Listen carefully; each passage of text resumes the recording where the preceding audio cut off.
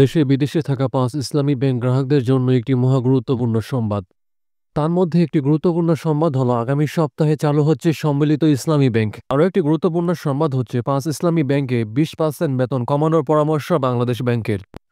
অর্থাৎ ৫ ইসলামী ব্যাংকের কর্মীদের বেতন ভাতা কমানোর পরামর্শ দিয়েছে বাংলাদেশ ব্যাংক। এসব ব্যাংক বেতন ভাতার জন্য বাংলাদেশ ব্যাংকের কাছে তারল্য সহায়তা চেয়েছিল। তখনই এই পরামর্শ দেওয়া হয় ব্যাংক ৫টিকে। ব্যাংকগুলো এখন এই পরামর্শ বাস্তবায়নের প্রক্রিয়া শুরু করেছে, তবে কেন্দ্রীয় ব্যাংক এ নিয়ে কোনো আনুষ্ঠানিক চিঠি দেয়নি। কেন্দ্রীয় ব্যাংকের দায়িত্বশীল সূত্রে এ তথ্য জানা গেছে। গত বুধবার বাংলাদেশ ব্যাংক সদর দপ্তরে ওই ৫ ব্যাংকের প্রশাসকদের সঙ্গে বৈঠকের পর এসব সিদ্ধান্ত নেওয়া হয়। বাংলাদেশ ব্যাংকের গভর্নর আহসানিজ মনসুর এই বৈঠকে সভাপতিত্ব করেন। ব্যাংক ৫টি বেতন ভাতা দেওয়ার জন্য ১,০০০ কোটি টাকা তারল্য সহায়তা চেয়েছিল, তবে বাংলাদেশ ব্যাংক প্রায় ৩৫০ কোটি টাকার অনুমোদন দেয়। বাংলাদেশ ব্যাংকের একজন কর্মকর্তা প্রথম আলোকে বলেন, এসব ব্যাংকের পেছনে আর বেশি টাকা ঢালতে চায় না বাংলাদেশ ব্যাংক।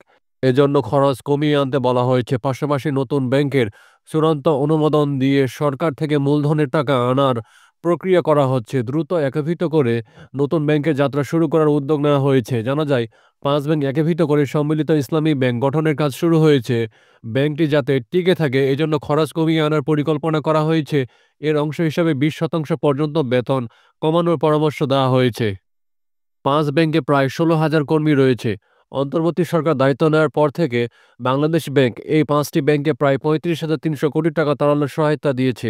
কিন্তু ব্যাংকগুলো এখন পর্যন্ত কেন্দ্রীয় ব্যাংকে এই অর্থ ফেরত দিতে পারেনি। তবে আর্থিকভাবে দুর্বল শরিয়া ভিত্তিক ৫ ব্যাংক নিয়ে গঠিত সম্মিলিত ইসলামী ব্যাংকের কার্যক্রম ডিসেম্বরের প্রথম সপ্তাহ থেকে শুরু হবে বলে জানিয়েছেন বাংলাদেশ ব্যাংকের গভর্নর আহসানিজ মনসুর। রাজনৈতিক প্রভাবের কারণেই দেশের ব্যাংক খাত সংকটে পড়েছে বলেও মনে করেন তিনি।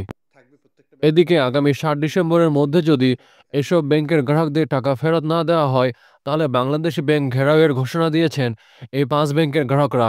শুক্রবার ২৮ নভেম্বর জাতীয় প্রেস ক্লাবে নতুন হতে যাওয়া সম্মিলিত ইসলামী ব্যাংকের গ্রাহকদের মানববন্ধন থেকে এ ঘোষণা আসে। তারা জানান, মাসের পর মাস জমানো টাকা না পেয়ে দুর্বিষহ জীবন পার করছেন তারা। সাইমা আহমেদ ১০ বছর ব্যাংকে টাকা রেখে এখন বিভাগে। আসছে জানুয়ারিতে ছোট মেয়েটিকে স্কুলে ভর্তি করানোর কথা।